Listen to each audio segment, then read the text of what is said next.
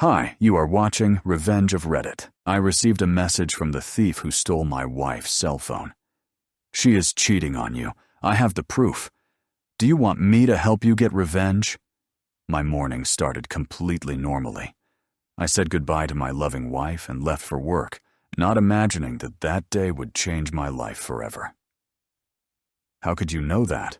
A text message arrived on my phone from a completely unknown number. That message burned into my mind. Your wife is cheating on you. I'm the one who stole her phone, and I have proof.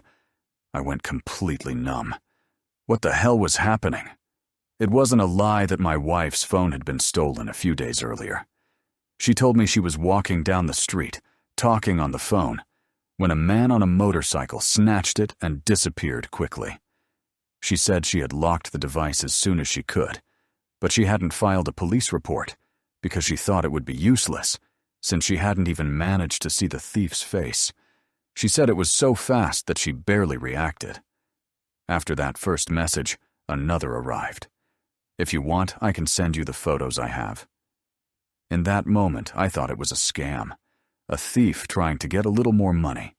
Probably he just wanted me to transfer something in exchange for sending information that didn't exist. The most logical thing was to block the number, and I was about to do it. In fact, my finger was already over the block option when I received one more message. She is cheating on you with Mariano. That shook me.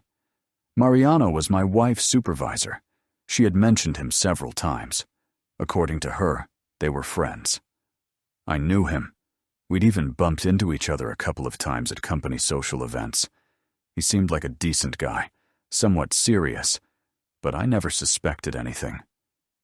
And yet, there was his name. Despite everything I thought, I couldn't help replying. Send me the photos. Minutes later, I received a telegram notification. The profile had no phone number, only a generic picture of a dog. Before I could think further, the files started arriving. First came photos. There was Sarah, my wife, in a bed, hugging Mariano. Intimate photos.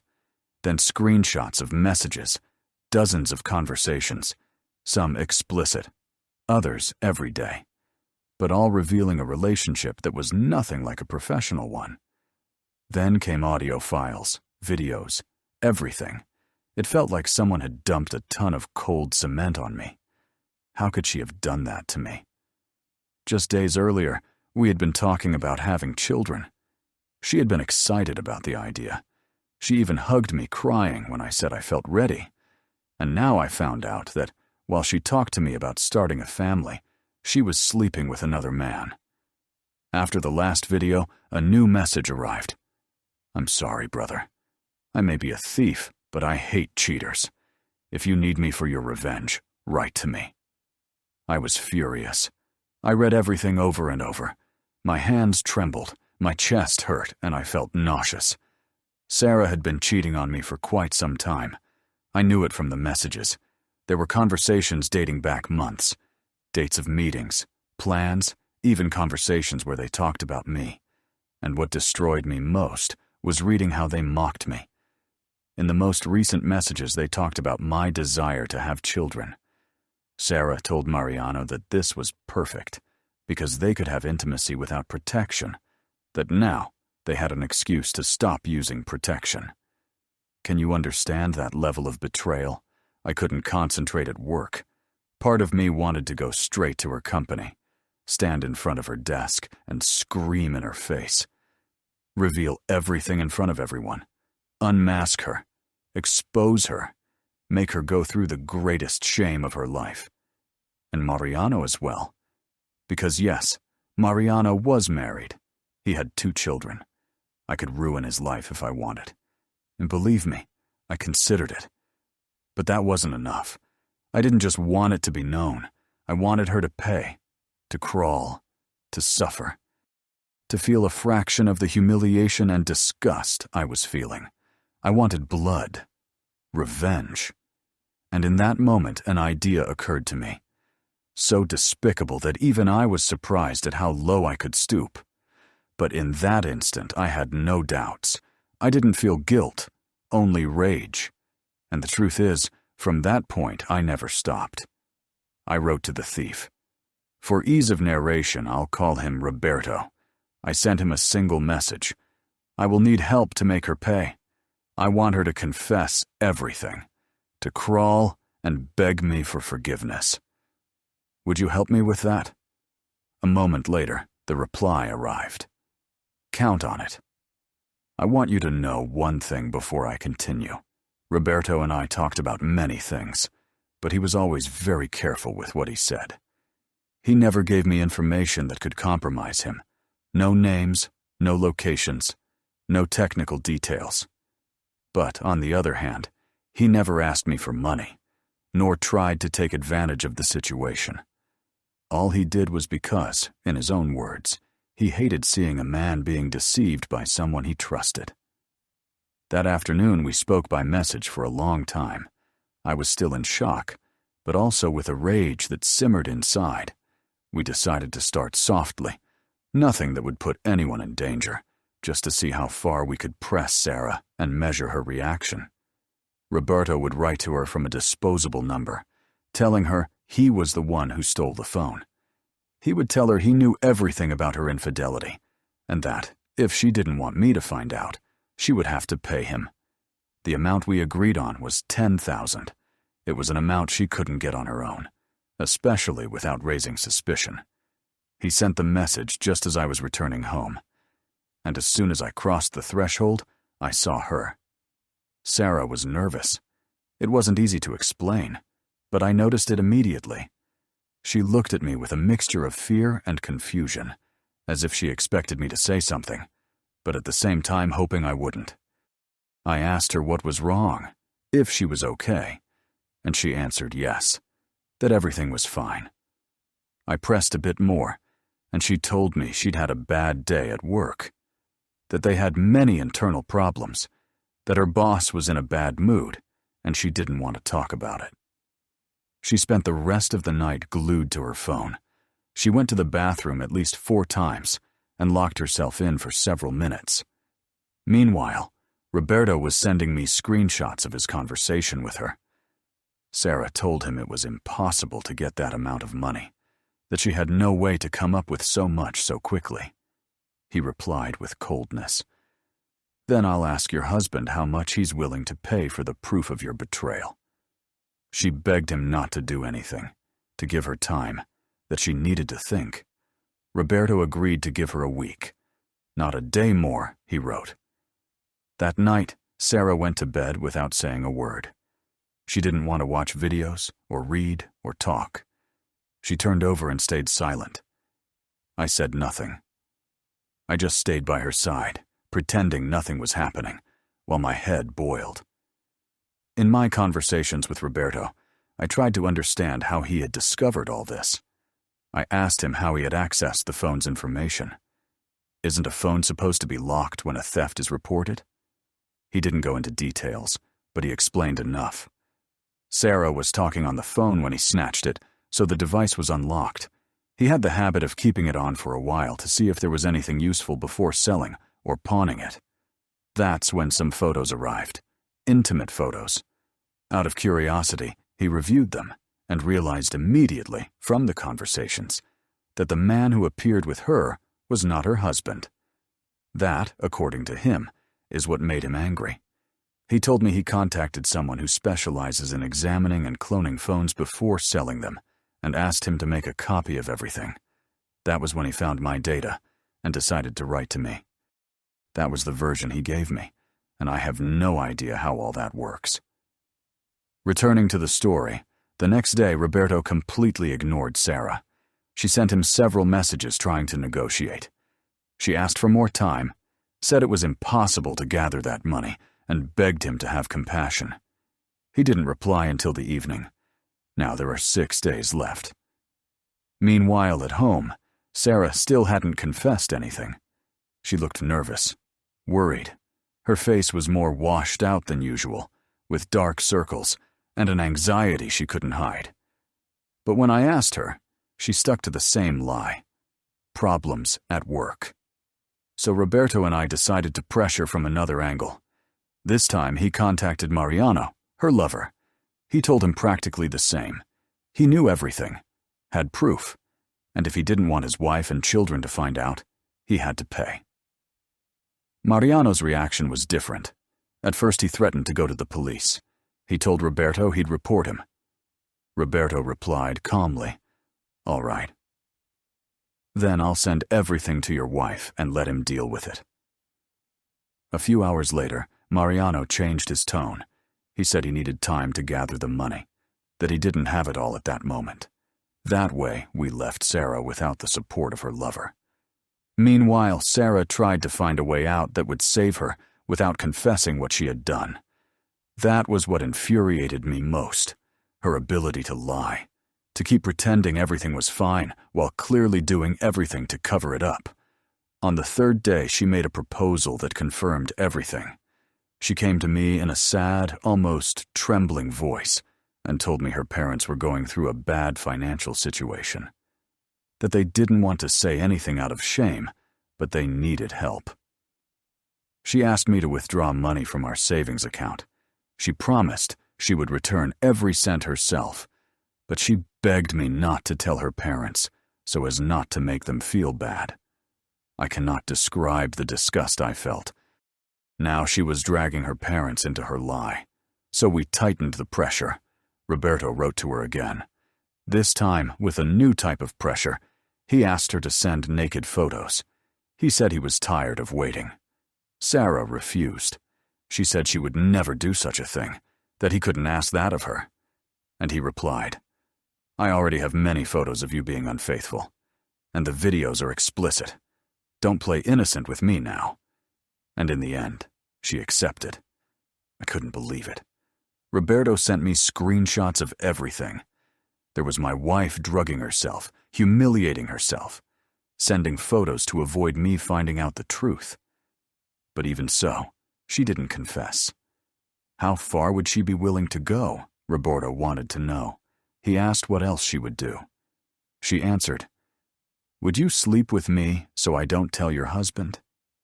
Sarah said no, that she would never do that. But then he threw the phrase that marked me, "I'm sure you would, because the only thing you're not able to do is tell the truth.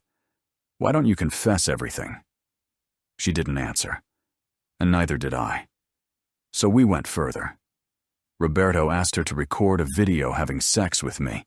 He said that would convince him to stop. Sarah refused. She said she couldn't do that it was too much. To that he replied, "But this is your husband, right?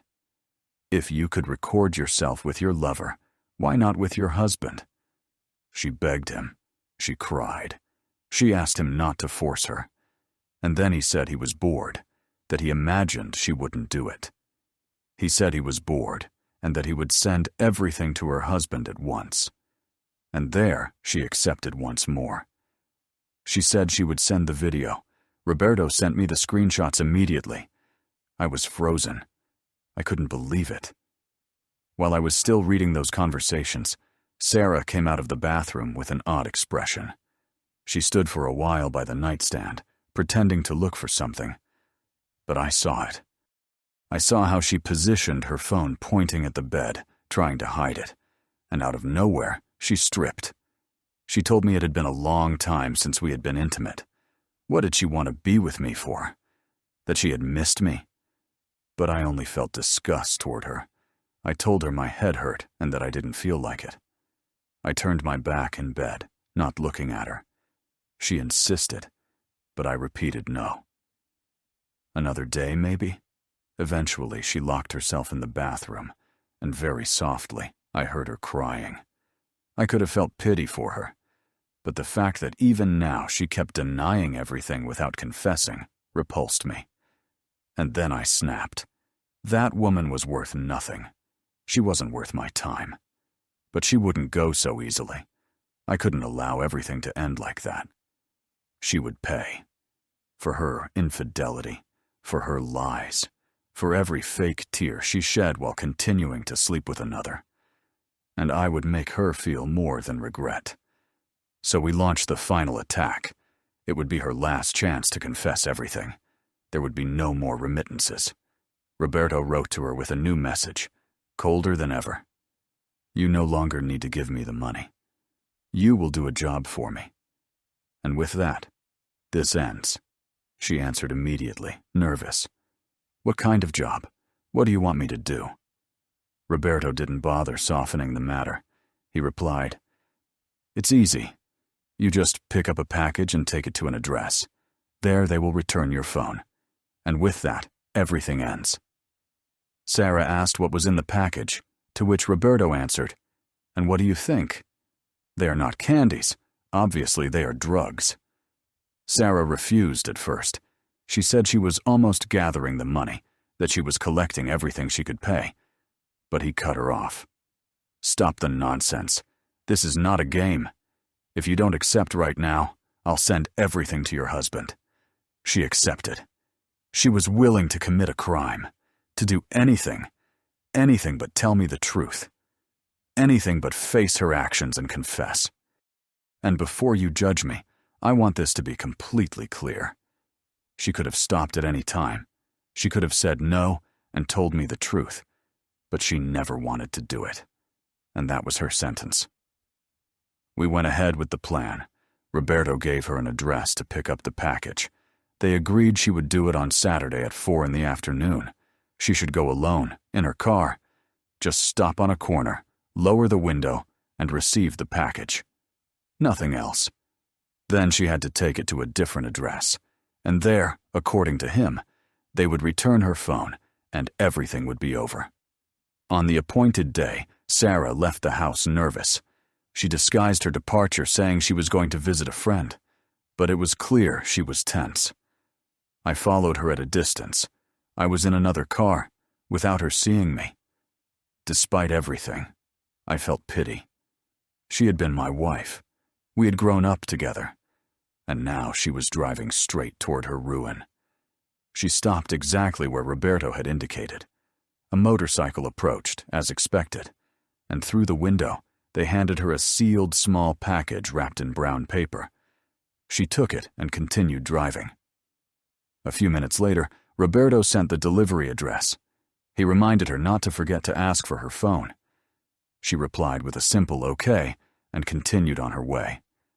That was when I made the call. I called the anonymous emergency line. I said I had just witnessed a drug exchange. I gave the license plate, the location, and the exact model of the car. I also told them the direction it was headed. I stayed away when they stopped her.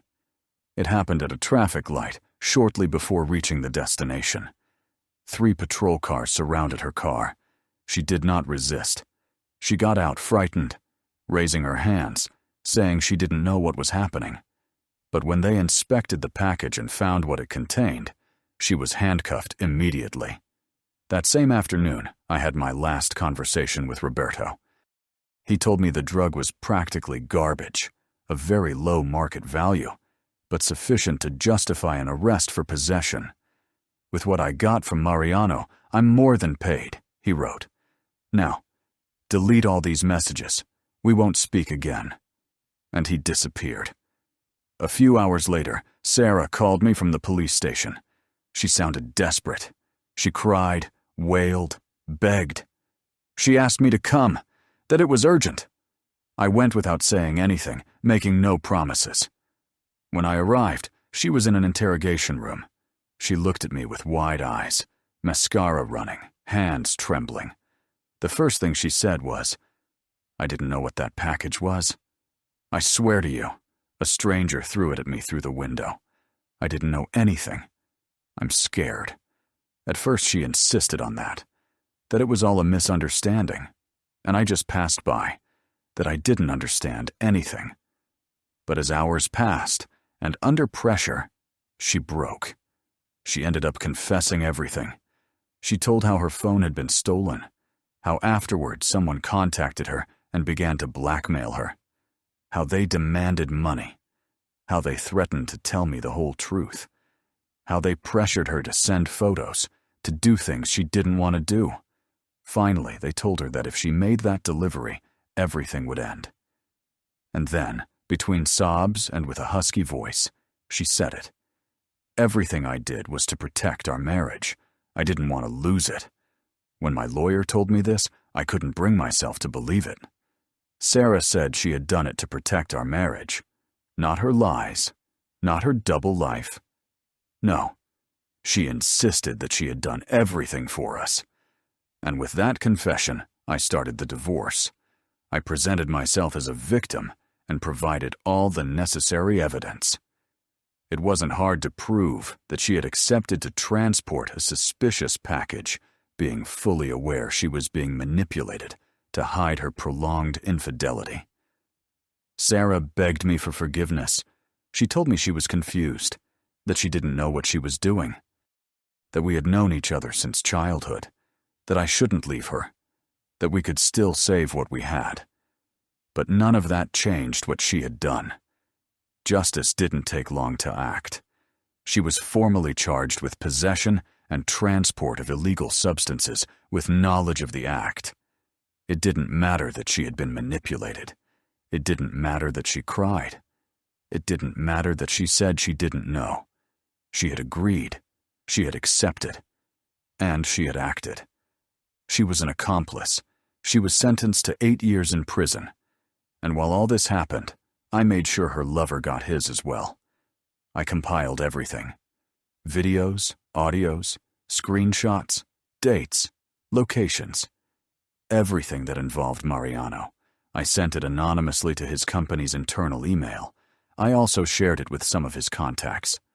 I wanted that if he ever thought of continuing to see Sarah or covering for her, he would know she would be far away, and that he would have his own problems. As far as I know, his wife kicked him out of the house. I don't know if they divorced. I don't care. This is the end for me. I'm no longer interested in anything more that might happen, neither with her nor with her lover. They must live with the consequences of their decisions.